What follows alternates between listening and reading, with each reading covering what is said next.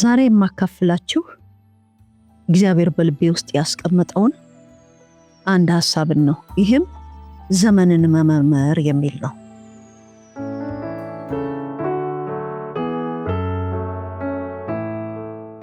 የመጨረሻው ዘመን ቤተክርስቲያን 3 መልኮች። ክፍል 6 የፊላደልፊያ መልክ ያላት ቤተክርስቲያን፣ ካለፈው የቀጠለ። በመንግስተ ሰማያት እያንዳንዱ አማኝ እንደ ስራውና እንደ ተዘጋጀለት አይነትና መጠን አክሊል ይጠብቀዋል። በመጽሐፍ ቅዱስ ውስጥ ከ11 በላይ የሚሆኑ አክሊሎች ተጠቅሰዋል። ጥቂቶቹን ለመግለጽ የወርቅ አክሊል፣ የቅድስና አክሊል፣ የሞገስ አክሊል፣ የሽማግሌዎች አክሊል፣ የደስታ አክሊል፣ የጌጥ አክሊል፣ የክብር አክሊል፣ የተዋበ አክሊል፣ የድል አክሊል፣ የጽድቅ አክሊል፣ የህይወት አክሊል የሚሉ ይገኙበታል። ያለህን አጽንተህ ያዝ። ይህች ቤተክርስቲያን ጌታ የጠቀሳቸው ቱባ በጎ ጎኖች አሏት። ታዲያ ጌታ እያስጠነቀቃት ያለው ያላትን አጽንታ እንድትጠብቅ ነው። ቤተክርስቲያኒቱ ማጽናት ያለባት ነገሮች፣ የጌታን ቃል በመጠበቅ መጽናት። ተግዳሮቱ ስደቱና መከራው እየጨመረ ቢመጣም እስከ ሞት ድረስ የጌታን ስም አጥብቃ መያዝ። የተሰጣትን ኃላፊነት በብዙ ትዕግስት መወጣት። የተሰጣትን የወንጌል አደራ በድል መወጣት።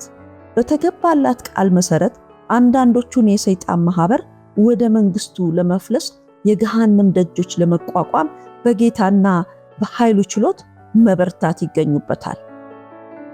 ድል ለነሳው የሚጠብቀው በረከት።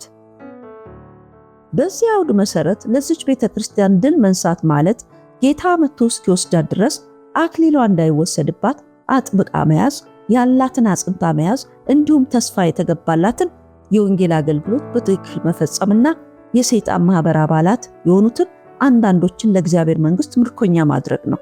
በዚህም ጌታ የድል በረከቶች እንደሚጠብቃት ተስፋ ሰጥቷታል። 1. በአምላኬ መቅደስ አምድ እንዲሆን አደርገዋለሁ፣ ወደፊትም ከዚያ ከቶ አይወጣም። ይህ ቦታ በመንግስተ ሰማያት የመጨረሻው የክብር ስፍራ ነው። ምክንያቱም መቅደስ የእግዚአብሔር የመገኛ ስፍራ በመሆኑ እርሱ ከሚገኝበት ስፍራ ምን የበለጠ ስፍራ አለ? 2. 3 ስሞች በአሸናፊው ላይ እንደሚጻፍ ጌታ ቃል ገብቷል። 1. የአምላኬን ስም በእርሱ ላይ እጽፋለሁ። 2. የአምላኬን ከተማ ስም በእርሱ ላይ እጽፋለሁ። ይህችም ከተማ ከሰማይ የምትወርደው አዲሲቱ ኢየሩሳሌም ናት። 3. አዲሱን ስሜን በእርሱ ላይ እጽፋለሁ። ማጠቃለያ። የመጨረሻው ዘመን ቤተክርስቲያን 3 መልኮች በሚለው ርዕስ ስር እንደተመለከትነው የሰርዴስ ቤተክርስቲያን መልክ ያላቸው አማኞች በአብ ፊት ነቀፋ እንደተገኘባቸው፣ ከጥቂቶች በቀር የለበሱትን ልብስ እንዳቆሸሹትና ጌታ ቤተክርስቲያንን ሊወስድ ሲመጣ የንጥቀቱ ተካፋይ እንደማይሆኑ ተመልክተናል። ነገር ግን ከነዚህ ውስጥ ደግሞ ጥቂቶች ተብለው የተጠቀሱት ነጭ ልብስ ለብሰው ከእርሱ ጋር እንደሚሄዱ ተመልክተናል። ሁለተኛዋ ቤተክርስቲያን ደግሞ የሎዶቅያ ቤተክርስቲያን መልክ ያላት ስትሆን ይህች ቤተክርስቲያን ደግሞ አማኝ ሁሉ ሊለብስ የተገባውን ልብስ አለመልበሷን ተመልክተናል። ቤተክርስቲያኒቱ ደሃ፣ ምስኪንና ራቁቷን ሆና ሳለች እርሷ ግን ለራሷ ያላት አመለካከት የተዛባ በመሆኑ ሁሉ አለኝ፣ በራሴ ብቁ ነኝ፣ ምንም አያስፈልገኝም በማለት አዳኟንና ጌቷን ወደ ውጪ ያስወጣች እንደሆነች ተመልክተናል። ስለዚህም አይኗ እንዲበራና አመለካከቷ እንዲስተካከል የሚያስፈልጋት ቁሳዊ ሀብት ሳይሆን ሰማያዊ ሀብት የሆነው ጌታ ኢየሱስ እንደሆነ ለማሳየት ራቁቷን እንዳትሆንና ነጭ ልብስ እንድትለብስ ለብ ካለ ህይወት ወጥታ ጌታዋን እንድትፈልግ ለማድረግ ጌታ በ7 ዓመቱ የመከራ ዘመን በሰዓት ውስጥ እንደሚያሳልፋት ተመልክተናል። ከነዚህ 2 አብያተ ክርስቲያናት የተለየችውና ነቀፋም ያልተገኘባት የፊላደልፊያ ቤተክርስቲያን እንደሆነ ተመልክተናል።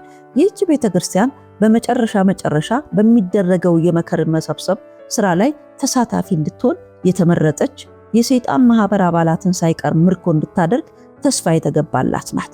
በመጨረሻውም ጌታ ቤተክርስቲያንን ሊወስድ ሲመጣ የንጥቀቱ ተካፋይ እንደምትሆንና በምድር የሚኖሩትን ይፈትናቸው ዘንድ በዓለም ሁሉ ላይ ከሚመጣው የፈተና ሰዓት እንደሚጠብቃት ጌታ ራሱ ቃል የገባላት ናት። ልብ ልናየው የሚገባ አንድ ነገር የክርስቶስ ቤተክርስቲያን አንድ ነች። እርሷ ክርስቶስ ራስ የሆነባት የክርስቶስ አካል ነች። እንዲህ ከፋፍለን ለማየት የምንችለው በአጥቢያ መልኩ ብቻ ነው እንጂ ቤተክርስቲያን በሰማይ ያሉ ቅዱሳንን ጨምሮ አንድ ናት። ስለዚህም እነዚህን 3 የቤተክርስቲያን መልኮች የምናገኘው በምድር ባለችው በዓለም አቀፏ የክርስቶስ አካል ውስጥ ነው። ይህም ማወቃችን የሚጠቅመን በስምና በዶክትሪን የተከፋፈሉትን አብያተ ክርስቲያናት እያየን ይህችኛዋ ሰርዴስ፣ ይህችኛዋ ሎዶቅያ፣ ይህችኛዋ ደግሞ ፊላደልፊያ እያልን እጃችንን በሌሎች ላይ እየጠቆምን ራሳችንን በቃሉ ሳንፈትሽ እንዳንቀር ነው። እኛ የምንገኘው በመጨረሻው መጨረሻ በመሆኑ የእነዚህን አብያተ ክርስቲያናት ነቀፋና ጌታ የሰጣቸውን የእርምት እርምጃዎች ማጥናትና ሕይወታችንን መመርመር፣ አካሄዳችንን ማስተካከል ዘመኑ የሚጠይቀው እጅግ ወሳኙ ነገር ነው። እነዚህን ጉድለቶች በቤተ እምነቶች ደረጃ በመፈረጅ ጣታችንን በሌላው ላይ ከመጠቆም ይልቅ የሚያዋጣን ወደ ራሳችን መመልከት ብቻ ነው። በመሆኑም የእነዚህን አብያተ ክርስቲያናት በጎ ጎኖች፣ ነቀፋዎችና የተሰጡ ማስተካከያዎችን በማጥናትና ራሳችንን በመመርመር ንስሐ መግባት ጌታን ለመጠበቅ እንትጋ መልእክታችን ነው። አሁን አንድ ጥሪ አደርጋለሁ። ጌታ ኢየሱስን አዳኝና ጌታ አድርጋችሁ በሕይወታችሁ ያልሾማችሁ በአጋጣሚ በሚመስል ሁኔታ ይህን መልእክት የሰማችሁ ሰዎች በእግዚአብሔር ዘንድ አጋጣሚ የሚባል ነገር የለም። እርሱ ሁሉን ያቀደው ዓለም ሳይፈጠር በፊት ነው። ጌታ የመዳን ቀን ዛሬ ነው ሲል እርሱ ባቀደው ቀን የሚያድናቸውን ሰዎች የሚያመለክት ነው። ስለዚህም ለእናንተ የመዳን ቀን ዛሬ በመሆኑ ከእግዚአብሔር ጋር አትተላለፉ። ጌታ የሚያምኑትን ሊወስድ በደጅ ነው። ይህም የቤተክርስቲያን ንጥቀት የሚባለው ነው።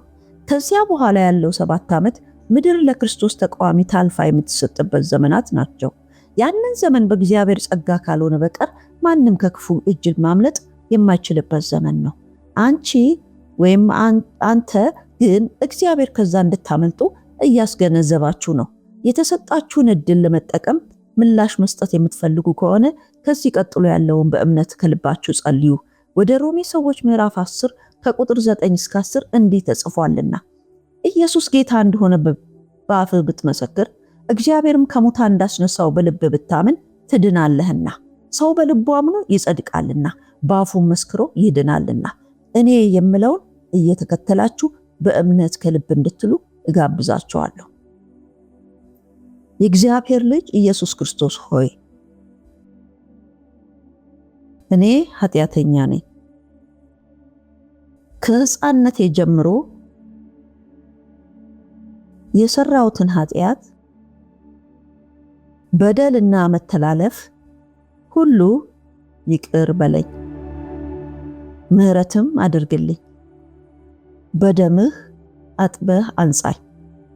የሕይወቴ አዳኝና ጌታ አድርጌ ወደ ልቤ እንድትገባ እፈቅድልሃለሁ።